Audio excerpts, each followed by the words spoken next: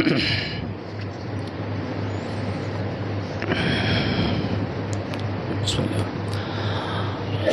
الحمد لله نحمده ونستعينه ونعوذ بالله من شرور أنفسنا ومن سيئات أعمالنا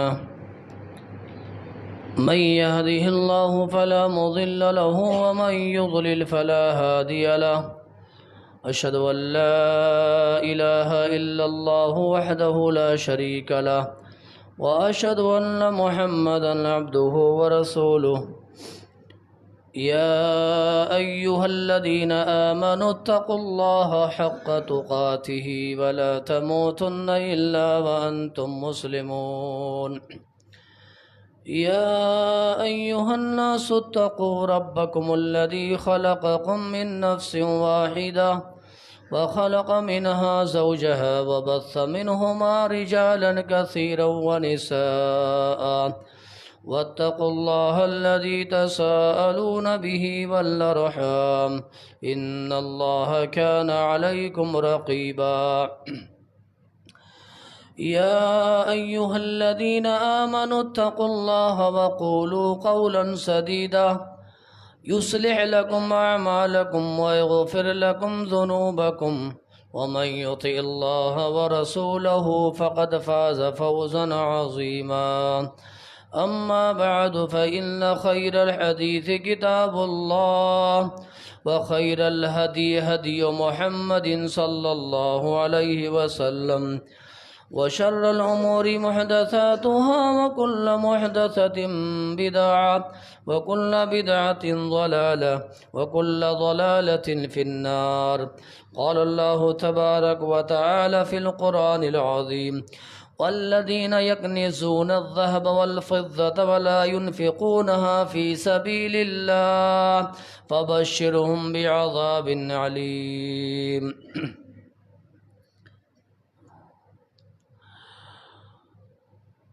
ہر قسم کی بڑائی کبریائی اور حمد و ثنا وصلی اللہ وحدہ لا شریک خالق کائنات مالک ارض و سما کے لیے لاکھوں زیبا ہے، جس اللہ رب العالمین نے ہم سبھی لوگوں کو پیدا فرمایا اور بیش بہا انگنت نعمتوں سے نوازا۔ ہم سب اللہ رب العالمین کا شکر بجا لاتے ہیں اور اللہ تبارک و تعالیٰ کی تعریف کرتے ہیں۔ بعد صلاۃ و سلام و تمام ہی انبیاء کرام علیہم الصلاۃ و تسلیم پر سیدنا آدم علیہ الصلاۃ والسلام سے لے کر میرے اور آپ کے آخری نبی آقائے نامدار تاجدار مدنی ساقی کوثر شافع محشر حضرت محمد الرسول اللہ صلی اللہ علیہ وسلم پر جنہیں اللہ رب العالمین نے اس کائنات کا رحمت للعالمین بنا کر مبعوث فرمایا، اللہم صلی وسلم مبارک علیہ۔ قابل احترام بزرگوں، عزیز ساتھیوں، نوجوان دوستوں، پیارے بچوں اور معزز و محترم خواتین اسلام، اس مختصر سے حمد و صلات کے بعد اللہ کی توفیق اور اس کی مدد سے قرآن کریم کی ایک بہت ہی معروف اور مشہور آیت کریمہ میں نے تلاوت کی ہے۔ اس آیت کریمہ کی مناسبت سے آج کے خطبہ جمعہ کا جو عنوان رہے گا، جو دیا گیا ہے ذیلی جمعیت اہل حدیث کی جانب سے، ماہ رمضان میں خاص طور پر عناوین دیے جاتے ہیں ذیلی جمعیت کی جانب سے، وہ آج کا جو عنوان رہے گا زکوٰۃ کے حوالے سے انشاءاللہ ہماری گفتگو ہوگی۔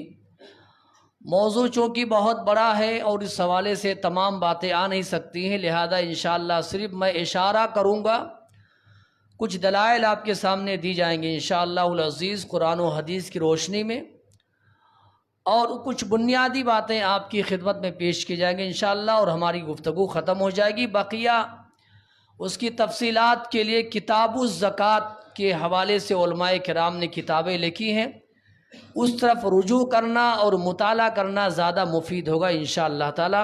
اللہ تعالی ہم سب کو اس کی توفیق نصیب فرمائے، ہم سب کے آنے جانے کو اللہ تعالیٰ قبول فرمائے، اور ہم سب کو اللہ تعالیٰ جمعہ کا مکمل ثواب اللہ ہم سب کو نصیب فرمائے، آمین رب العالمین۔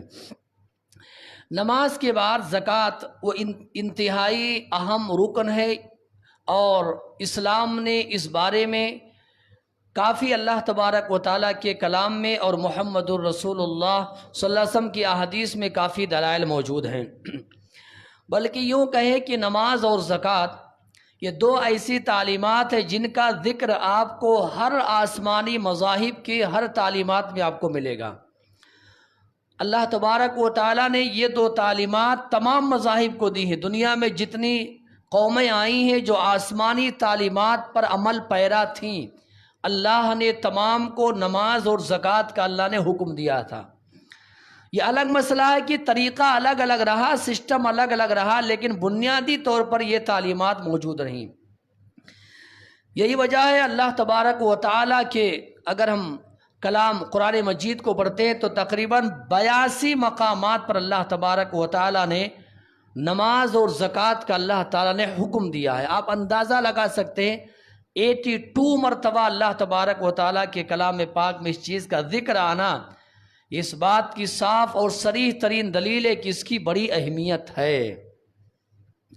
یہی وجہ ہے علماء نے لکھا جتنی اہمیت نماز کی ہے اتنی اہمیت زکوٰۃ کی ہے۔ جیسے نماز کا انکار کرنے والا یہ کافر ہے، ایسے زکوٰۃ کا انکار، زکوٰۃ کا منکر، زکوٰۃ کا انکار کرنے والا بھی یہ دائرے اسلام سے خارج ہو جاتا ہے۔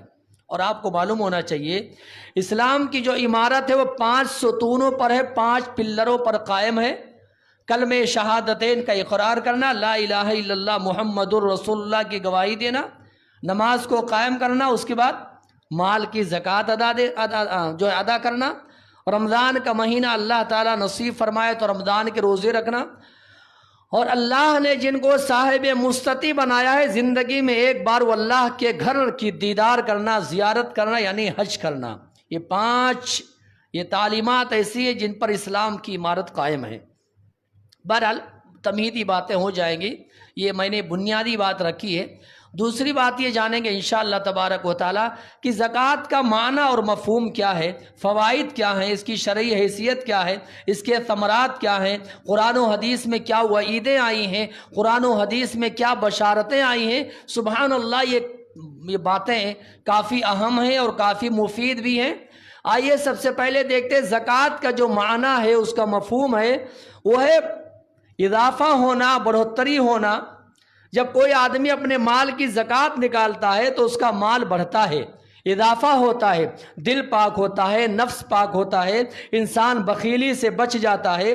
چونکہ اس میں غریبوں کا حق ہوتا ہے، غربا اور مساکین کا حق ہوتا ہے مال میں، لہذا زکوٰۃ نکالنے کی وجہ سے مال یہ حلال ہو جاتا ہے اور مال یہ پاک ہو جاتا ہے، مال کی گندگی ختم ہو جاتی ہے، اور سب سے بڑھ کر کے سبحان اللہ انسان کا نفس اور انسان کی روح یہ پاکیزہ ہو جاتی ہے۔ یہی وجہ ہے اللہ کے نبی محمد رسول اللہ نے فرمایا ان اللہ لم یفرض الزکاۃ الا لیطیب ما بقی من اموالکم۔ آپ علیہ السلام نے فرمایا کہ اللہ تبارک و تعالیٰ نے زکوٰۃ اس لیے فرض قرار دیا ہے تاکہ آپ کا جو باقی مال بچے وہ اللہ تبارک و تعالیٰ اس مال کو پاک کر دے۔ ایک جگہ آپ علیہ السلام نے فرمایا الزکاۃ برہان، زکوٰۃ ادا کرنے والا یہ اس کے ایمان کی دلیل ہے اور ایمان کی علامت ہے۔ میرے بھائیوں، اس طریقے سے بے شمار دلائل موجود ہیں۔ کہیں پر آپ علیہ السلام نے فرمایا ہے کہ حسنوا اموالکم بالزکاۃ، اپنے مالوں کی حفاظت کیا کرو مال کی زکوٰۃ نکال کر کے۔ یعنی جب کوئی آدمی اپنے مال کی زکوٰۃ نکالتا ہے تو اللہ تبارک و تعالیٰ اس کے مال کو محفوظ فرما دیتے ہیں، چوری سے، خسارے سے، نقصان سے، جلنے سے، ڈوبنے سے، غائب ہونے سے۔ آپ دیکھیں دنیا میں بڑی بڑی فیکٹریاں قائم کی جاتی ہیں، بڑے بڑے کارخانے قائم کیے جاتے ہیں، اور ایک وقت ایسا آتا ہے وہ کمپنی لاس، کمپنی میں خسارہ، فیکٹریاں جل کر خاک استر ہو جاتی ہے، اس کا جو مالک ہوتا ہے وہ دیوالیہ پن کا شکار ہو جاتا ہے، اور نہ جانے کتنے ورکر یہ سب بے روزگار ہو جاتے ہیں۔ اگر آپ اس کی اسباب پر غور کریں گے تو پتہ یہ چلے گا بڑی بڑی کمپنیوں کے مالک اور بڑی بڑی فیکٹریوں کے مالک لاکھوں کروڑوں کا ٹرن اوور ہوتا تھا، لیکن ان کا حال یہ ہوتا تھا یہ اپنے مال کی زکوٰۃ نہیں نکالتے تھے۔ اللہ تبارک و تعالیٰ ان کی کمپنیوں کو برباد اور ان کی جو فیکٹریاں ہیں وہ خسارے میں چلی جاتی ہیں۔ بہرحال یہ ایک بہت بڑی تفصیل بات ہے، میں جو آپ کے سامنے بات رکھنا چاہتا ہوں کہ زکوٰۃ یہ جو 2.5% ہے، 2.5 یعنی 2.5% اللہ تبارک و تعالیٰ نے اس کا حکم دیا ہے. ورنہ اگر آپ اسلامی تعلیمات کا مطالعہ کریں گے تو آپ کو پتہ چلے گا زکوٰۃ تو کم از کم مطالبہ ہے. اصل جو تعلیم ہے اسلام کی اور جو اہمیت ہے وہ انفاق فی سبیل اللہ کی.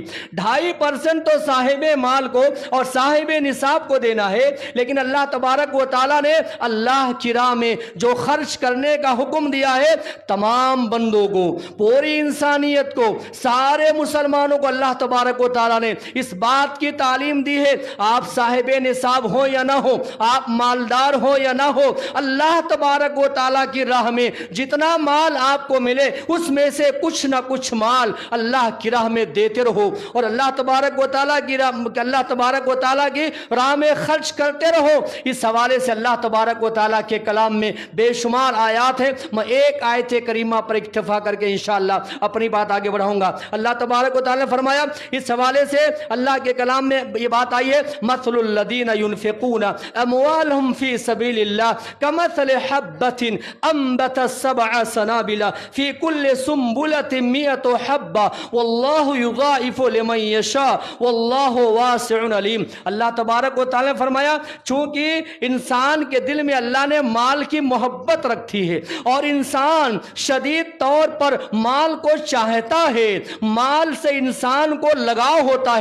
ہر انسان کے دل میں اللہ تبارک و تعالیٰ نے مال کی چاہت رکھی ہے. اللہ نے فرمایا وَإِنَّهُ لِحُبِّ الْخَيْرِ لَشَدِيدٌ، اور ایک جگہ اللہ نے فرمایا وَتُحِبُّونَ الْمَالَ حُبًّا جَمًّا، انسان ٹوٹ کر کے مال کو چاہتا ہے اور مال کو اپنے پاس اپنے قبضے میں رکھنا چاہتا ہے. لیکن اللہ تبارک و تعالیٰ نے فرمایا مال کی محبت اور مال سے پیار کرنا یہ کوئی خراب چیز نہیں ہے، لیکن جب بیجا محبت ہو جائے، مال سے شدید محبت ہو جائے، انسان میں بخیلی آ جاتی ہے، انسان میں خود غرضی آ جاتی ہے، انسان میں بے وفائی آ جاتی ہے، انسان میں لالچ آ جاتا ہے اور انسان اللہ تبارک و تعالیٰ کی راہ میں خرچ کرنے سے انسان گھبراتا ہے، پیچھے ہٹتا ہے اور انسان انتہائی بخیل ہو جاتا ہے. بہرحال میرے بھائیوں، کہنا یہ ہے جو آیت کریمہ میں نے تلاوت کی ہے، اللہ نے فرمایا مثل الذین ينفقون اموالهم فی سبیل اللہ، ان لوگوں کی مثال جو اپنا مال اللہ کی راہ میں خرچ کرتے ہیں اس دانے جیسے ہے. جیسے کوئی آدمی ایک دانہ جب اللہ کی راہ میں خرچ کرتا ہے، یا کوئی کسان ہے ایک دانہ جب وہ زمین میں بوتا ہے اور بیج ڈالتا ہے تو اس دانے سے اللہ تبارک و تعالیٰ سینکڑوں دانے پیدا کرتے ہیں. سینکڑوں دانے اللہ تبارک و تعالیٰ پیدا کرتے ہیں. دانہ ایک زمین کے اندر ڈالا گیا ہے، 100 دانے اس سے پیدا ہو رہے ہیں. اور اللہ تبارک و تعالیٰ کی شان یہ ہے اللہ چاہے تو اور بڑھا دے.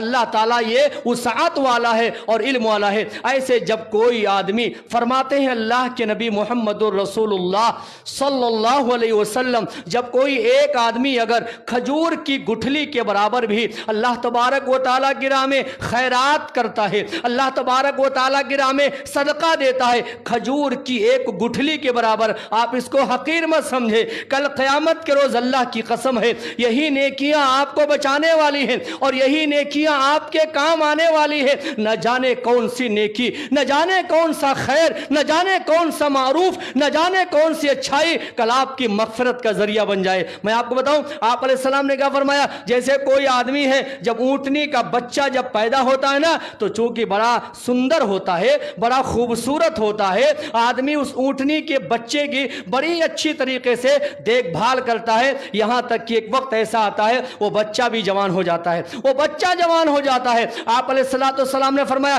جیسے کوئی آدمی اونٹنی کے بچے کو پالتا ہے، پرورش کرتا ہے، چارہ پانی دیتا ہے، دیکھ بھال کرتا ہے، ایک وقت آتا ہے اونٹنی کا بچہ جوان ہوتا ہے، ایسے ہم میں سے آپ میں سے جو آدمی کھجور کی گٹھلی کے برابر اللہ تبارک و تعالیٰ کی راہ میں صدقہ دیتا ہے، خیرات دیتا ہے، اللہ اس کے صدقے صدقے کی قدر کرتے ہیں، سبحان اللہ، بڑی عزت کے ساتھ اس کو رکھ دیا جاتا ہے۔ نیکیاں بڑھتے بڑھتے بڑھتے بڑھتے ایک وقت ایسا آتا ہے جب وہی کھجور کی گٹھلی کے برابر جو آپ نے صدقہ دیا تھا، فرماتے ہیں محمد الرسول اللہ، وہ پہاڑ کے برابر ہو جاتا ہے، پہاڑ کے برابر ہو جاتا ہے، سبحان اللہ۔ لہذا آپ صدقہ ہو یا خیرات ہو یا زکوٰۃ ہو یا بھلائیاں ہو یا اچھائیاں ہو، آپ انہیں معمولی نہ سمجھے۔ میں اور ایک دو مثالیں دوں گا انشاءاللہ۔ ایک روایت میں آپ علیہ السلام نے فرمایا اذا ادیت الزکاۃ مالک فقد اذهبت عنک شرہ، جب کوئی آدمی اپنے مال کی زکوٰۃ نکالتا ہے تو مال کا جو شر ہے، مال کی گندگی ہے، مال کی خباثت ہے، اللہ اسے دور کر دیتا ہے۔ یعنی زکوٰۃ جو آدمی نکالتا ہے نا، یہ مال کی گندگی رہتی ہے۔ یہ آدمی جب زکوٰۃ نکال لیتا ہے نا، اس کا مال جو باقی بچا اس کے پاس، الحمدللہ ثم الحمدللہ، وہ مال حلال ہو جاتا ہے، مال کا شر نکل جاتا ہے۔ اگر وہی آپ زکوٰۃ نہیں نکالیں گے، اللہ کی قسم ہے 2.5% اگر آپ نہیں نکالیں گے، وہی مال آل اولاد کے لیے، غربا کے لیے، پڑوسیوں کے لیے فتنہ بن جاتا ہے، اور اسی مال سے نہ جانے کتنوں کا قتل ہوتا ہے، کوئی حسد کا شکار ہوتا ہے، کوئی ظلم کا شکار ہوتا ہے۔ آپ علیہ السلام نے فرمایا چونکہ غربا جو ہوتے ہیں، غریب جو ہوتے ہیں، ان کا حق ہوتا ہے، جب آپ نہیں نکالیں گے وہ حسد کا شکار ہو جاتے ہیں، لہذا یہی مال یہ آپ کے لیے فتنہ بن جاتا ہے۔ ایک روایت میں آپ نے فرمایا الرجل فی ذل صدقته حتی یقضى بین الناس یوم القیامہ۔ کتنی پیاری بات ہے اور کیا فضیلتیں ہیں، کیا وعیدیں ہیں، میں انشاءاللہ جلدی میں سنا کر کے بات ختم کروں گا۔ آپ نے فرمایا کل قیامت کے روز اللہ تبارک و تعالی 7 لوگوں کو عرش الہی کے سائے میں اللہ جگہ نصیب فرمائیں گے، جب وہاں پر نہ کوئی چھاؤں، نہ کوئی سایہ ہوگا، نہ کوئی ابر ہوگا، نہ کوئی وہاں ایسی کوئی چیز ہوگی، سبحان اللہ۔ آپ علیہ السلام نے فرمایا عرش الہی کا سایہ ہوگا، صرف وہاں پر کل قیامت کے روز حشر کے میدان میں عرش الہی کا سایہ ہوگا۔ 7 قسم کے افراد ایسے ہیں اللہ تبارک و تعالی جن کو سائے میں جگہ نصیب فرمائیں گے۔ ان میں ایک آدمی ہوگا وَرَجُلٌ تَصَدَّقَ بِمَالِهِ یا بِصَدَقَتِهِ، ایک وہ آدمی ہوگا جس نے دنیا میں اپنے مال میں صدقہ نکالا تھا، یا مال میں زکوٰۃ نکالا تھا، یا مال میں خیرات دیا تھا۔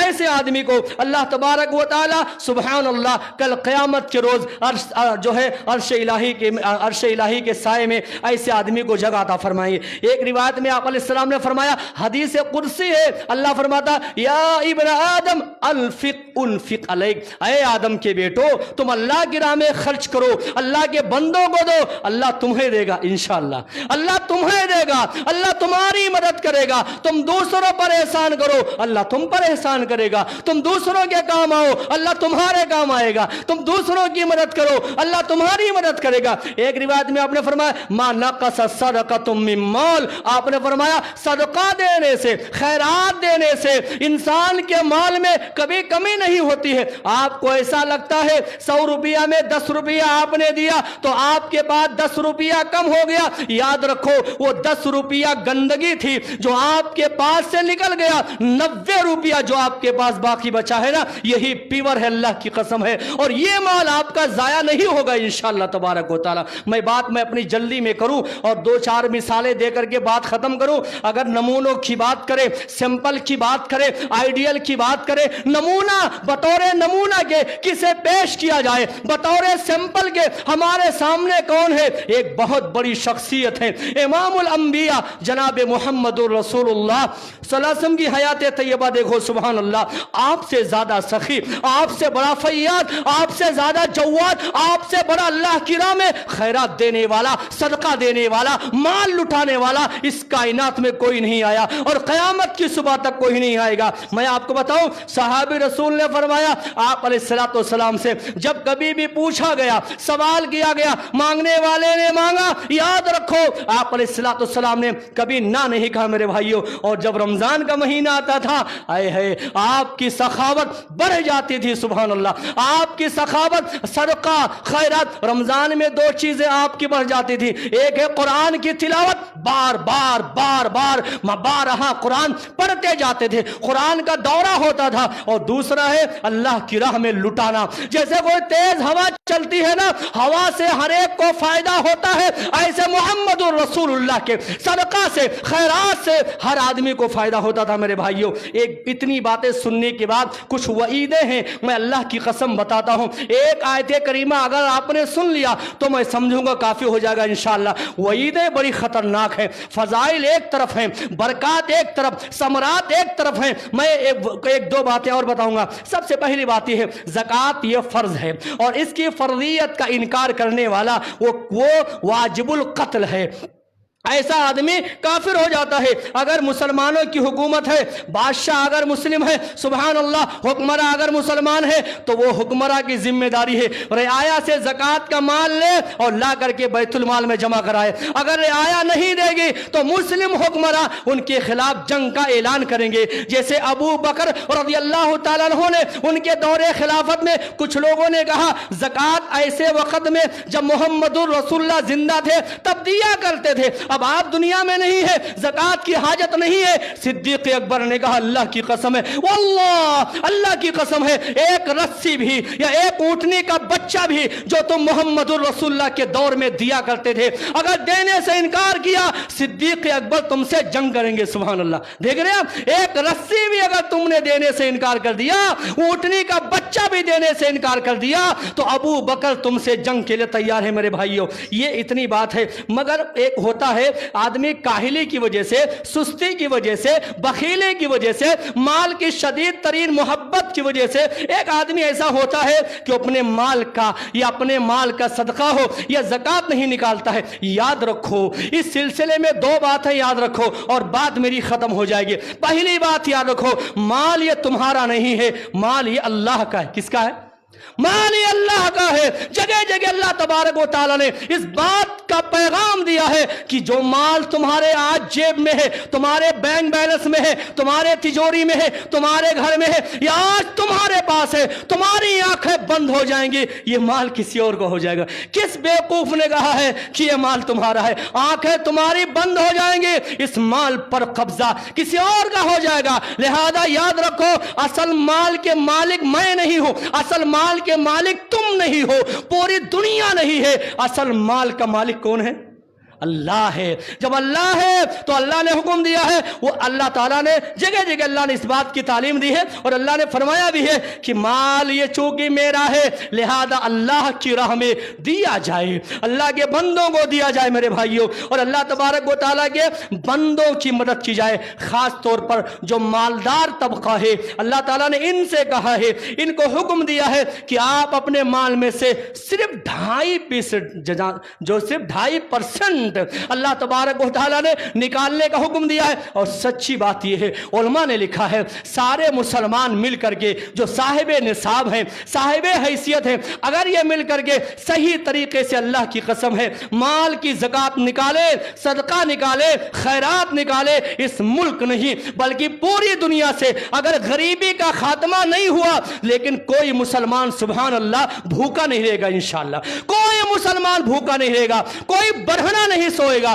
سب آدمی انشاءاللہ تبارک و تعالی امن و عافیت والی زندگی گزاریں گے. اور صحیح طریقے سے اگر نکالنا شروع بھی کر دے, یاد رکھو اللہ نے ضمانت لی ہے, تو مال کی زکوٰۃ نکالو, غریبی میں دور کروں گا, یہ اللہ تبارک و تعالیٰ کا وعدہ ہے. میرے بھائیوں, سماج سے غربت ختم ہو جائے گی. اور میں آپ کو بتاؤں, صحابہ کرام کا دور دیکھیں, پیارے نبی جناب محمد الرسول اللہ صلی اللہ علیہ وسلم کی حیات طیبہ میں کس طریقے سے غربت کا خاتمہ ہوا تھا. ایک وقت ایسا آیا جب صحابہ کرام پیٹ پر پتھر باندھ کر کے زندگی گزارا کرتے تھے, اور ایک وقت ایسا آیا ایک صحابی کے 4 مکانات 4 بڑے بڑے شہروں میں تھے. سبحان اللہ, کتنے؟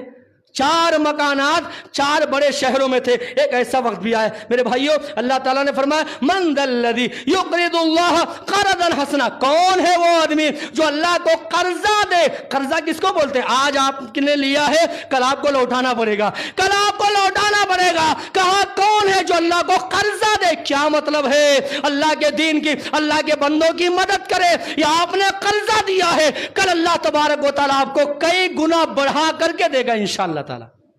یہ اللہ کا وعدہ ہے.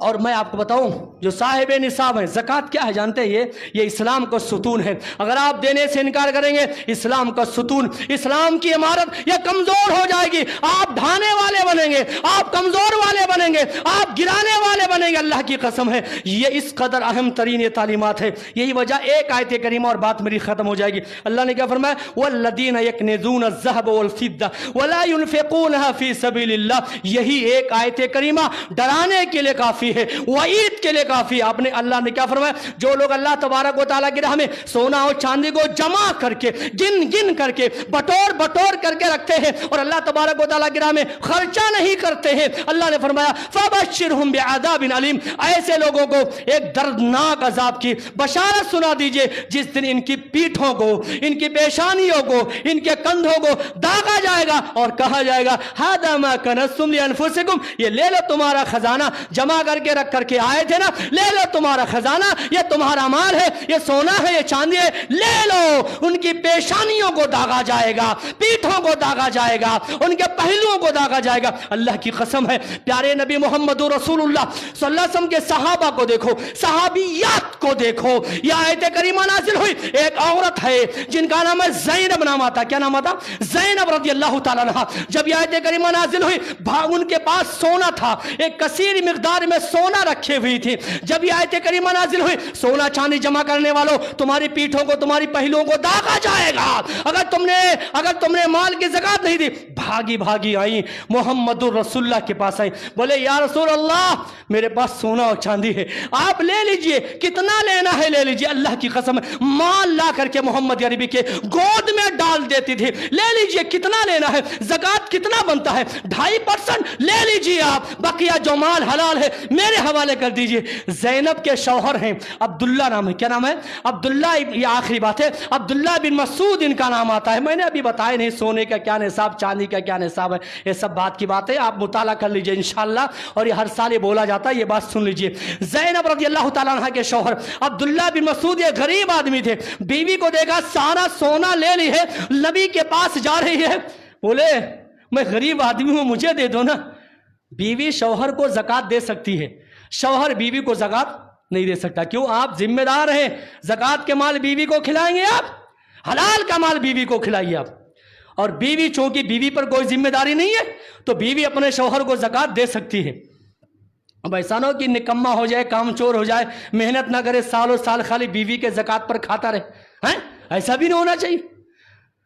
اب انہوں نے کہا یا رسول اللہ، انہوں نے کہا میری اہلیہ محترمہ کہاں جا رہی ہوں زکات دینے کے لیے، غریب تو میں ہوں، مجھے دے دو۔ بولے نہیں، پہلے میں یہ معاملہ مقدمہ محمد الرسول اللہ کی دربار میں پیش کروں گی۔ نبی کیا فرماتے ہیں صلی اللہ گئی، بولے یا رسول اللہ آپ نے کہا سونا چاندی جمع کرو گے، پیٹھوں کو داغا جائے گا، پیشانیوں کو داغا جائے گا، یا لے لیجئے، آپ لے لیجئے جتنا لینا ہے۔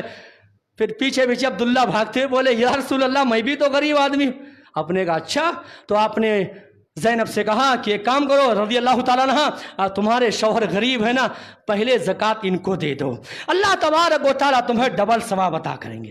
ایک تو زکات کا ثواب دیں گے اور ایک اللہ تعالیٰ رشتوں کو جوڑنے کا ثواب دیں گے میرے بھائی۔ ایسے ایک نہیں بے شمار آیات اور احادیث محمد الرسول اللہ صلی اللہ علیہ وسلم کی موجود ہیں میرے بھائیوں۔ پیغام یہی دینا چاہتا ہوں، اللہ تبارک و تعالیٰ نے یہ جو چیزیں ہم پر فرض قرار دی ہیں ان میں بڑی حکمت ہے۔ زکات ادا کرنے سے کیا فوائد ہیں، کیا ثمرات ہیں، دنیا نے کیا فائدہ دیکھا ہے، اللہ کی قسم ہے وہ ساری الگ باتیں اور جو ہے الگ موضوع ہے، انشاءاللہ تعالیٰ کسی اور